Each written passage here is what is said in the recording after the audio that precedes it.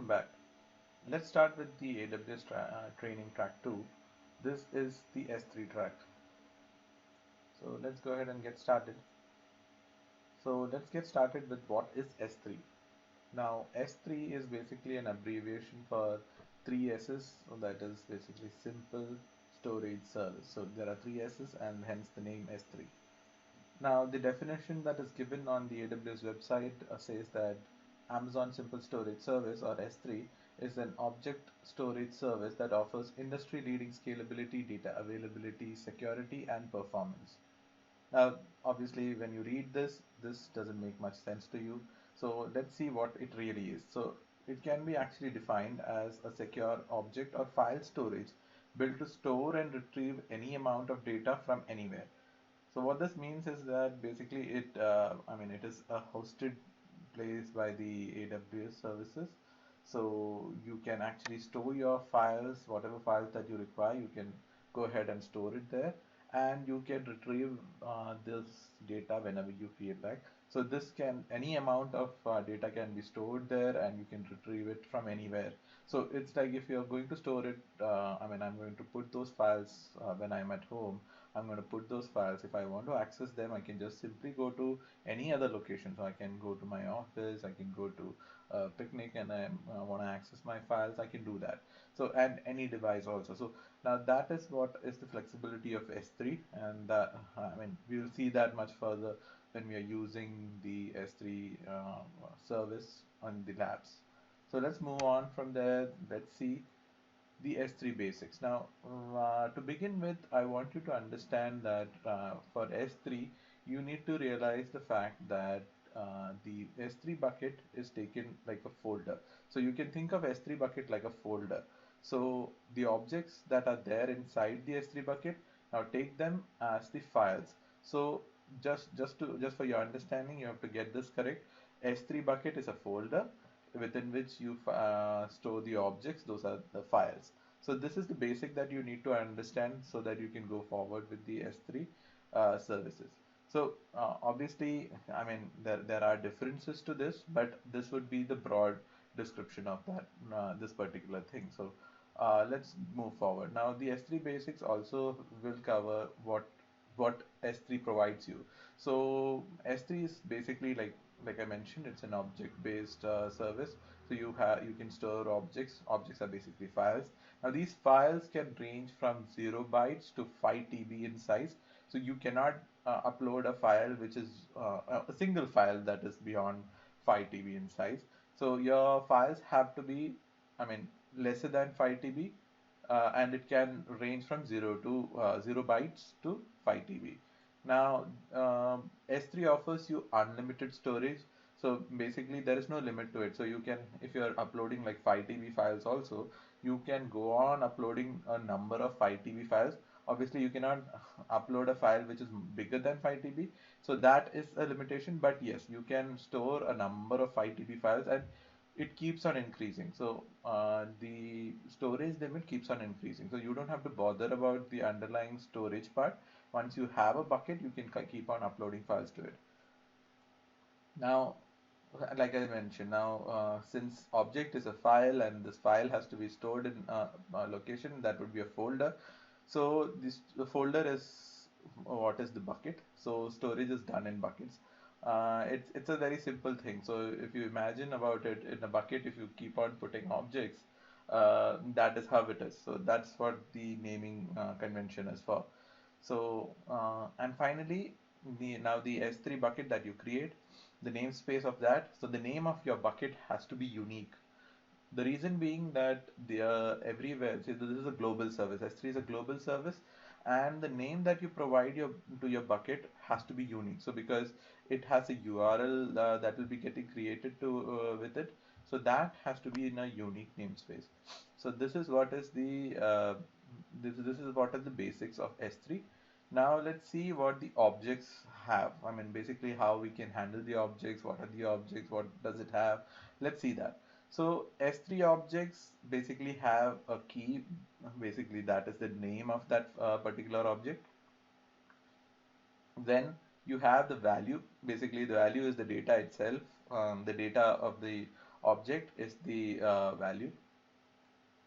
Then you have a version ID. If versioning is enabled, you're going to have a version ID that is attached to this object.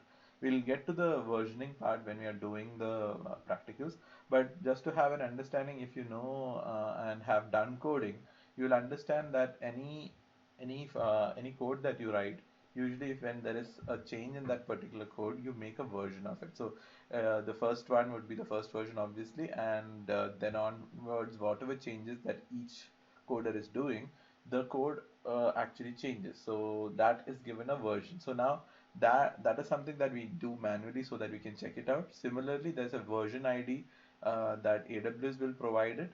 So AWS is going to version these files once the versioning is enabled, so that you can check these files for changes, and if you want, you can revert back to an older version as well. You'll see that in much more detail in the lab session.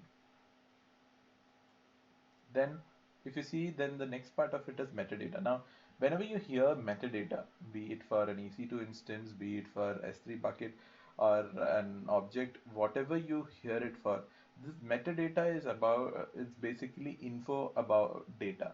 Now it's a bit weird to say info about data, because it's about whatever you're talking about, it gives you information about that. So like metadata, when we were checking out EC2 instances, you saw that it gave you details like MAC, IP address, the instance name, the AMI ID used on it. So all those informations you could get it.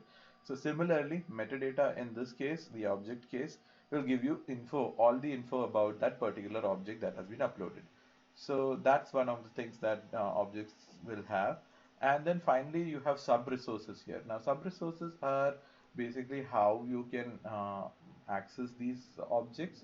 So, access control list actually is a security thing that actually allows you to give permissions to the objects, or the objects, or basically the bucket itself, so that this can be accessed in a particular way. So, not necessarily that everybody will have access to it. Now, access control list is something which was developed much before the IAM part of it. So now you can actually have this control set in IAM also. We'll see that when we are doing IAM. But this was something because S3 was one of the first services that was released by AWS. So this is something almost a lot of companies are still using, because it was there. S3 was there before IAM or anything came up. So this is access control list, and torrents is a peer-to-peer service wherein which you can upload and download files. So you must have heard of BitTorrent, MuTorrent. So these are basically this is how you can access with peer-to-peer connection. So torrents, you know what torrents are. So basically, I'm not going to explain much more on that, but that's how torrents work. So this is what you expect from S3 objects. Now moving on, let's see the S3 offerings. So under the S3 offerings, you have the first and foremost thing is basically read after write consistency. So what is read after write consistency means is that basically if you put a new file onto the S3 bucket. Now if you want to read that, so when you put a new file, immediately you will be able to read it. So this is read after write consistency. Now why does it mention that? Because eventual consistency for overwrite, puts, or delete. So basically if I'm going to upload a newer file on, basically as an update to this particular file that I uploaded earlier, or I'm going to delete that particular file, then you will see that if another person is accessing the same S3 buckets elsewhere, there is the possibility that there's going to be a delay for that person to see the update. So whether it is deletion, whether it is an update on this file, they will be able to see it at a much later time. So it might be a slight delay, but obviously there's going to be a delay for that. So that's why you say eventual consistency. So once that update happens in that delay, after a delay, you will be able to see the same file there as well. So there is read after write consistency for puts of new objects, and eventual consistency for overwrite, puts, and deletes. So basically there is a time for propagation of this change. Okay, so that is what is eventual consistency.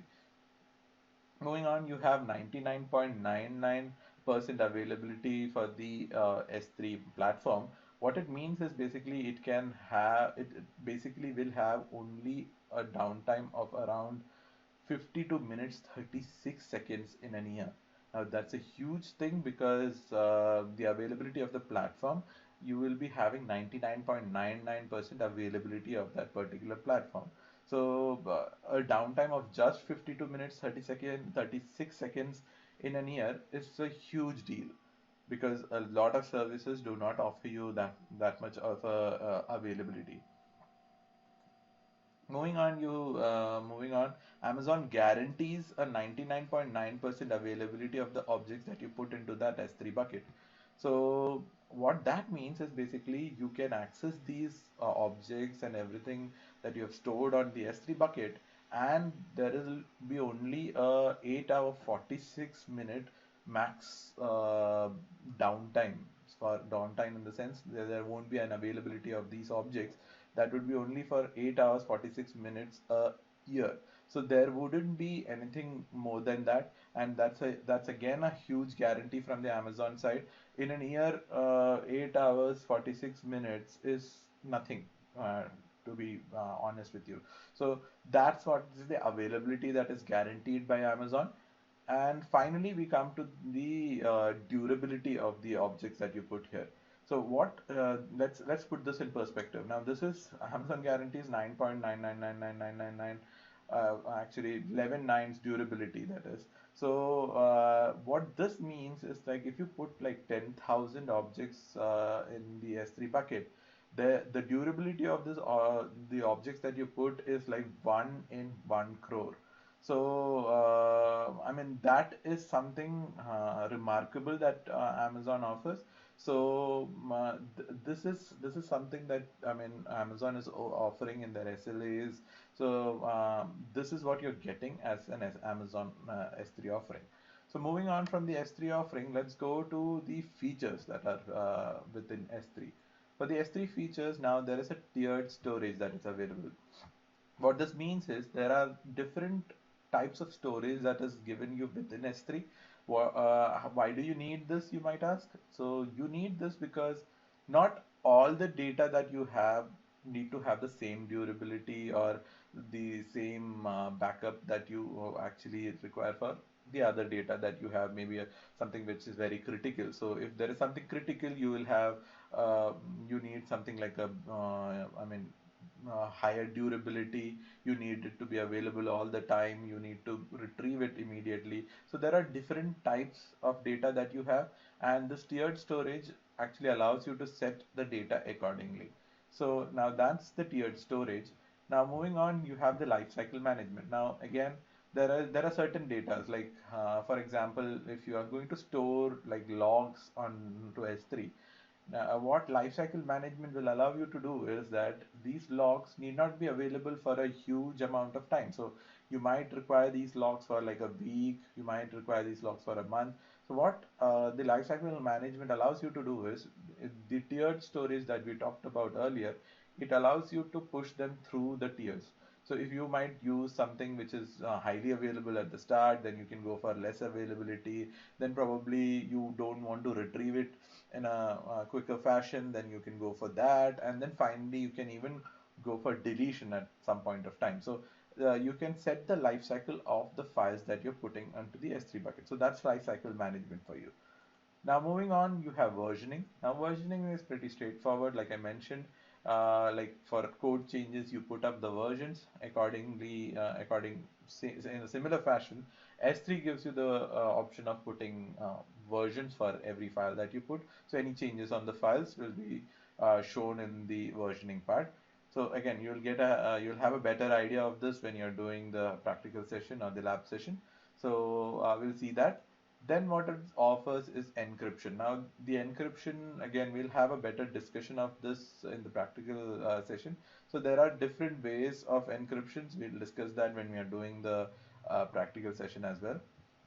And then there is MFA delete. Now encryption and MFA delete are basically security pointers for the S3. So what MFA delete is multi-factor authentication delete. So what it means is multi-factor authentication, as you might know. We again, now this again we will cover in the IAM section as well. Now MFA delete, what it means is that if you're going to delete an object from an S3 bucket, it will ask you for, I mean, even if you are within the bucket, it will ask you for a multi-factor authentication. So what is multi-factor authentication?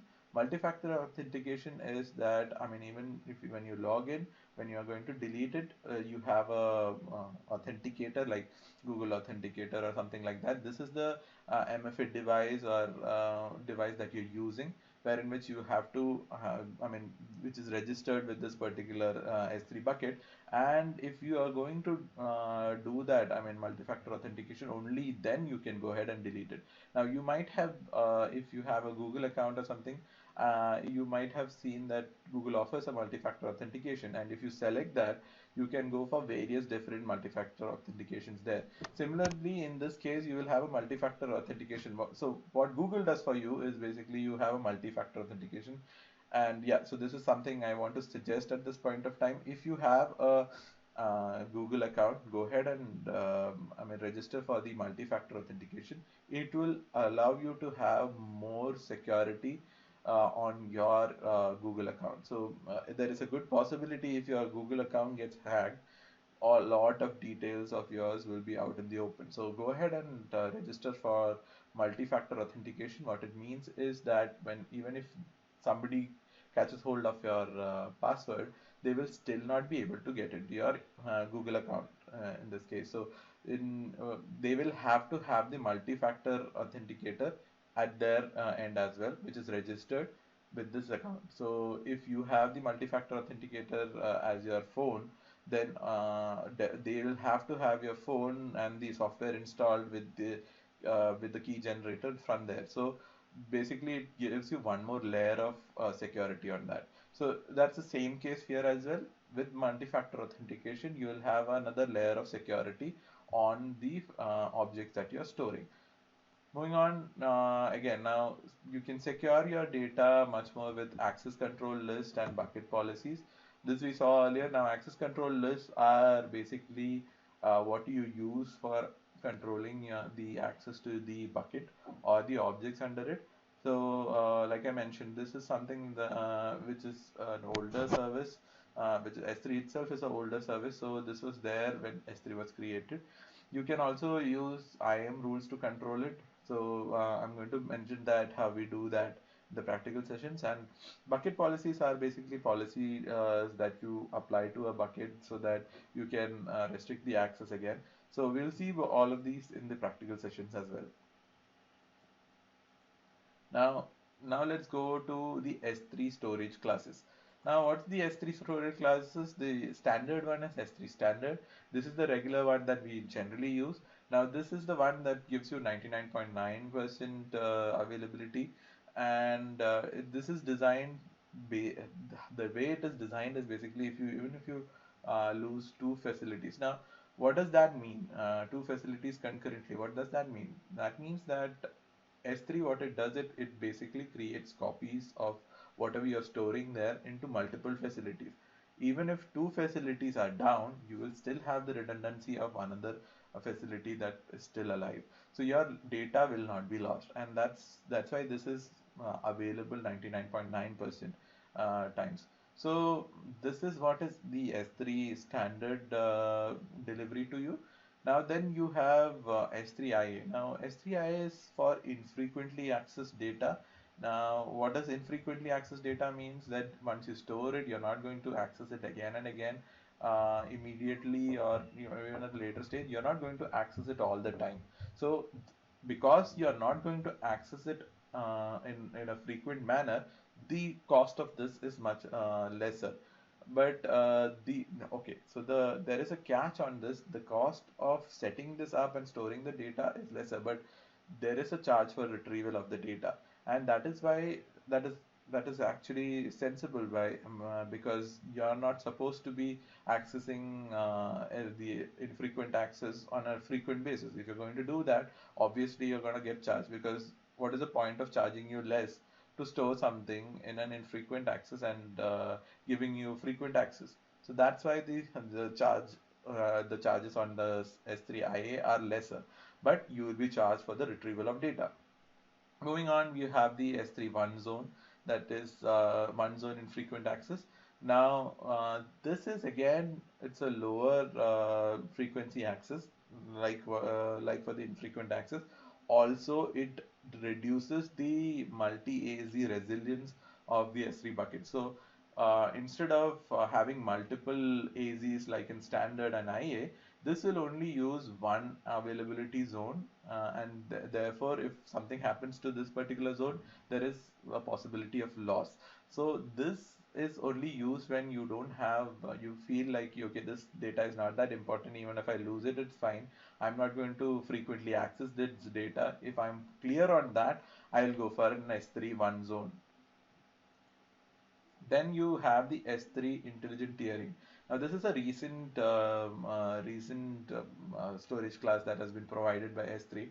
This is basically to optimize the cost of the usage.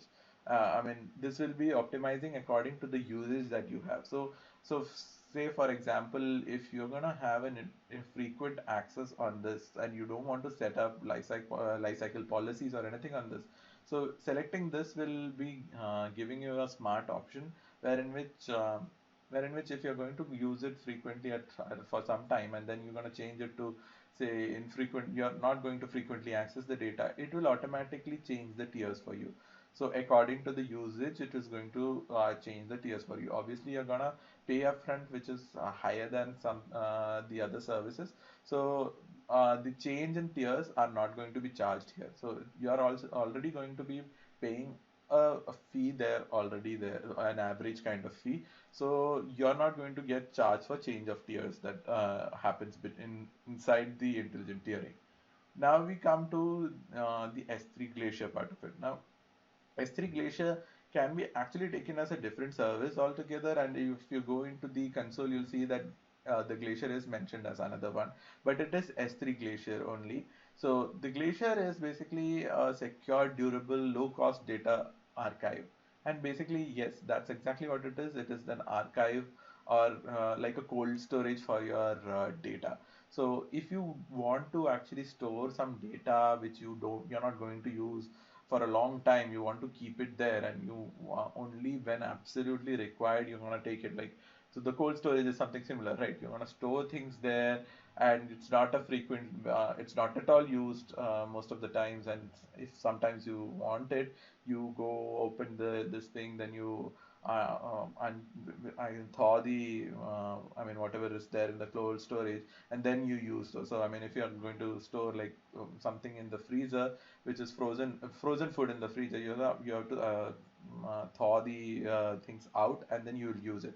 So in a similar fashion, and because of that, obviously when you take that object and whatever is there in the cold storage and thaw it, basically it takes some time, and that is exactly how it works with Glacier as well.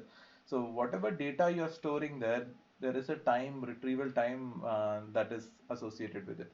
So it can range from minutes to hours for the retrieval of the data here. Now, if you want to go even lower than that, so basically you want to store something in Glacier, and you are actually looking for something like, I mean, you want the lowest cost possible, then you have S3 Glacier Deep Archive. Now, what this means is basically it is the Glacier, and probably instead of cold storage, you are actually going to put it in a glacier itself. So if you in a glacier itself, in the sense that you're gonna store it in on the North Pole, and then you're gonna go there and pick it up. So the retrieval time here is 12 hours. So basically, it's like going to this particular location, then taking it from there, then thawing it and getting it out. So this is what is deep glacier.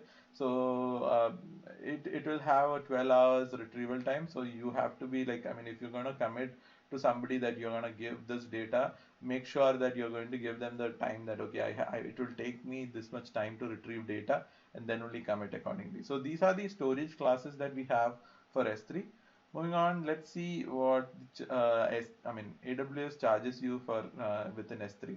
So it obviously I mean charges you for the storage. The more you store, obviously the more you pay. that's an obvious thing. Then you have the request. The more requests, the more you pay. Again, it's again pretty straightforward. Obviously, the number of requests that you put in, they will be charged. Then the storage management prices. Now, according to the tiers, so we discussed the tiers earlier. So if you're going to store something in a one zone infrequent access, that is the zone that you're going to use. Obviously, it's a much cheaper option that you have than the S3 standard. So the storage management prices also allow you to increase or reduce the cost.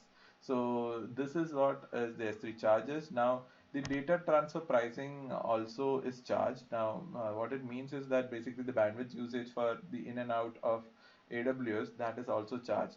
So this is, you'll see that whenever they are giving you a pricing, you'll see these things there. Again, transfer acceleration. Now, transfer acceleration is basically using the CloudFront distribution. So the CloudFront distribution is basically a content delivery network that is offered by AWS. What this means is that, okay, you have this particular thing stored in, say, some bucket which is located, say, in Mumbai. And if some user is trying to use this, I mean, basically you wants to upload files to this particular bucket from the United States.